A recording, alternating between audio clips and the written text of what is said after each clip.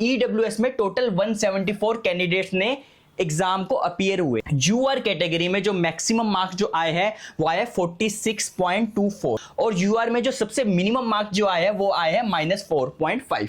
BCB category में 43 student ऐसे हैं जिनके मार्क्स 25 से ऊपर है। कि जो हमारा टेंटेटिव जो कट ऑफ बना, सो हरियाणा का एचपीएससी का असिस्टेंट प्रोफेसर का एग्जाम मैथमेटिक्स का हो चुका है, बच्चों की आंसर की भी आ चुकी है और बच्चों के मार्क्स भी आ चुकी है। तो वो जो मार्क्स की जो पीडीएफ थी उसको मैंने एक्सेल में डालकर उसके मैंने कंप्लीट एनालिसिस की है, जिससे हम एक टेंटेटिव कट ऑफ निकाल सके। तो मैंने जो एनालिसिस करी है मैं उसको शेयर कर रहा हूं। तो सबसे पहली एनालिसिस जो है हमारे पास, जो मैथमेटिक्स का एग्जाम जिन जिन बंदों ने दिया, जिन कैंडिडेट्स ने दिया, तो उसमें ईडब्ल्यूएस में टोटल 174 कैंडिडेट्स ने एग्जाम को अपीयर हुए। ठीक है, बीसीबी कैटेगरी में 222 लोगों ने एग्जाम अपीयर किया। यूआर कैटेगरी में सबसे ज्यादा 2041 कैंडिडेट्स ने एग्जाम को अपीयर किया। ठीक है, ऐसे बीसीए कैटेगरी में 223, अदर एससी कैटेगरी में 162 एंड एससी कैटेगरी में 53। तो ये तो वो है जिन्होंने एग्जाम को अपीयर किया और जो टोटल जो आपके आए हैं वो है 2875। इन लोगों ने एग्जाम को अपीयर किया। ठीक है, इसमें से यूआर का एक कैंडिडेट ऐसा है जिसका कोर्ट केस चल रहा है, तो उसको मैंने हटा दिया क्योंकि वो आंसर शीट में भी उनके जो पीडीएफ आया था उसमें भी उसका कोर्ट केस में लिखा हुआ था। ठीक है, तो टोटल 2875 कैंडिडेट ने ये एग्जाम अपीयर किया। ओके, नेक्स्ट हमारा है कि हर एक कैटेगरी में मैक्सिमम मार्क्स और मिनिमम मार्क्स कितने हैं। जो बहुत सारे लोग कह रहे थे कि इसमें बच्चों के मार्क्स नहीं आ रहे, तो हम देखते हैं हर एक कैटेगरी में मैक्सिमम मार्क्स कितने हैं और मिनिमम मार्क्स कितने हैं। तो देखो, ईडब्ल्यूएस कैटेगरी में जो मैक्सिमम मार्क्स आए हैं वो है 45.40। ठीक है, और जो मिनिमम मार्क्स है वो है -2.8। सिमिलरली आपके जो बीसीबी कैटेगरी है उसमें जो मैक्सिमम मार्क्स जिस बच्चे के आए हैं वो मैक्सिमम मार्क्स है आपके 38.5, मिनिमम मार्क्स आपके -2। यूआर कैटेगरी में जो मैक्सिमम मार्क्स जो आए हैं वो आए 46.24। ठीक है, अब हम देख सकते हैं ईडब्ल्यूएस और का मैक्सिमम मार्क्स और यूआर का मैक्सिमम मार्क्स में ज्यादा फर्क नहीं है, एक ही मार्क्स का फर्क है। ठीक है, और यूआर में जो सबसे मिनिमम मार्क्स जो आए हैं वो आए हैं -4.5। ओके, बीसीए कैटेगरी जो है उसके अंदर जो मैक्सिमम मार्क्स जिस बच्चे के आए हैं वो मैक्सिमम मार्क्स आपका 37.9 है, मिनिमम मार्क्स इतना है। ऐसे ही अदर एससी कैटेगरी में मैक्सिमम इतना, मिनिमम इतना है, और एससी कैटेगरी में जो मैक्सिमम मार्क्स है वो है 30.1 और जो मिनिमम मार्क्स है वो आपके 0.28 है। एक हम और भी एनालिसिस कर सकते हैं, जो मिनिमम मार्क्स जो है सबसे कम जो मिनिमम मार्क्स आया है वो आपके यूआर कैटेगरी में ही आया है किसी स्टूडेंट के, जिसके -4.5 है। ठीक है, नेक्स्ट पार्ट ऑफ एनालिसिस में अगर हम देखें तो एग्जाम के रूल के हिसाब से 25% मार्क्स चाहिए थे क्वालिफाई करने के लिए एग्जाम को। अगर किसी स्टूडेंट चाहे किसी भी कैटेगरी में हो उसके 25 से कम है तो वो उस एग्जाम को क्वालिफाई नहीं करता। तो अब हम देखेंगे हर एक कैटेगरी में कितने स्टूडेंट ऐसे हैं जिन्होंने इस एग्जाम को क्वालिफाई किया, मतलब जिनके मार्क्स 25 से ऊपर है, तो वो हम देखते हैं। तो देखो, ईडब्ल्यूएस कैटेगरी में टोटल 58 स्टूडेंट हैं जिनके मार्क्स 25 और उससे ऊपर है। ठीक है, 58 स्टूडेंट ऐसे हैं। बीसीबी कैटेगरी में 43 स्टूडेंट ऐसे हैं जिनके मार्क्स 25 से ऊपर है।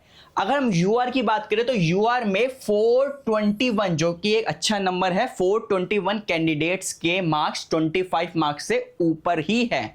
ठीक है, और बीसीए कैटेगरी में 50, ओएससी कैटेगरी में 18 एंड एससी कैटेगरी में 5। ठीक है, अब इसको थोड़ा सा और पार्ट में एनालिसिस करें कि जो हमारा टेंटेटिव जो कट ऑफ बना, ठीक है, वो कैसे बना वो देखते हैं। मैंने टेंटेटिव कट ऑफ कैसे निकाला कि एग्जाम के रूल के हिसाब से जितनी सीटें हैं 4 गुना ज्यादा लोगों को नेक्स्ट स्क्रीनिंग में बुलाया जाएगा। ठीक है, तो उस हिसाब से जैसे ईडब्ल्यूएस में टोटल 14 सीटें थी। ठीक है, 14 सीटें हैं, इसका मतलब जो नेक्स्ट स्क्रीनिंग में जो कैंडिडेट को बुलाया जाएगा वो हो गए 56 कैंडिडेट को नेक्स्ट स्क्रीन में बुलाया जाएगा। ठीक है, तो मैंने क्या किया, जो ईडब्ल्यूएस कैटेगरी में जो मार्क्स आए थे बच्चों के, उन बच्चों के मार्क्स मैंने डिसेंडिंग ऑर्डर में रखे।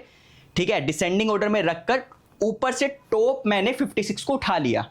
जब मैंने टॉप 56 स्टूडेंट को उठाया ईडब्ल्यूएस कैटेगरी में डिसेंडिंग मार्क्स में रखकर, तो जो 56 वाले स्टूडेंट के जो मार्क्स थे वो थे 25, बट 25 मार्क्स एक के नहीं थे, कुछ लोगों के मतलब कि मल्टीपल लोगों के 25 थे, तो मेरे को सबको उठाना पड़ा। तो मेरे हिसाब से 56 कैंडिडेट को ना बुलाकर 58 कैंडिडेट को बुलाया जाएगा, क्योंकि जो 56 वाला कैंडिडेट है उसके मार्क्स 25 है, 57 वाले के और 58 वाले के, तीनों के मार्क्स 25 है। जब सेम मार्क्स सबके आ रहे हैं 3-4 स्टूडेंट के, तो तीनों को ही बुलाया जाएगा एज पर। अगर कोई ऐसा कोई रूल अभी लिखा नहीं है, तो अगर इन जनरल अगर रूल देखा जाए तो इनको बुलाना चाहिए, ठीक है। तो उसके हिसाब से जो EWS की जो आपकी टेंटेटिव कट ऑफ बनेगी वो बनेगी आपकी 25 मार्क्स, ठीक है।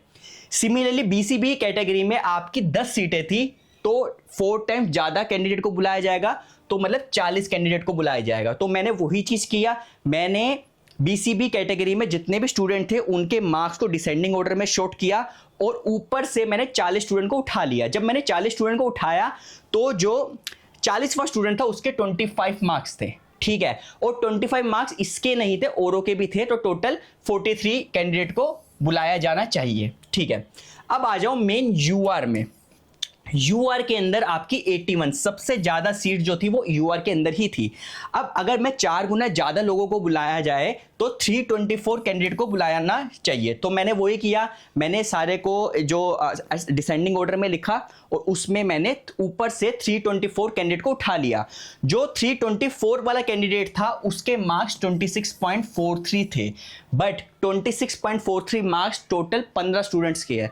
तो कट ऑफ में 324th नंबर पे ऐसा स्टूडेंट है जिसके 26.43 मार्क्स है और औरों के भी मार्क्स है, तो सबको बुलाना चाहिए जिसके मार्क्स 26.43 है। तो उस हिसाब से यहां पे 324 नहीं 331 कैंडिडेट को बुलाना चाहिए, ठीक है, एज पर मेरे ऑब्जर्वेशन के हिसाब से, ठीक है। सो BCA कैटेगरी में देखिए, BCA कैटेगरी में आपके 21 सीट्स थी, ठीक है, और 4 गुना ज्यादा को बुलाया जाएगा, मतलब 84 स्टूडेंट्स को बुलाना चाहिए, ठीक है। अब 84 स्टूडेंट में वही मैंने शॉर्ट किया, तो उसमें से मैंने टॉप 84 जब निकाले ना, तो सिर्फ 50 बंदे ऐसे थे जिनके 25 मार्क्स से ऊपर थे। मतलब कि यहां पे आपको कम कैंडिडेट को बुलाया होगा, क्योंकि बहुत लोगों का क्वालिफाई ही नहीं हुआ।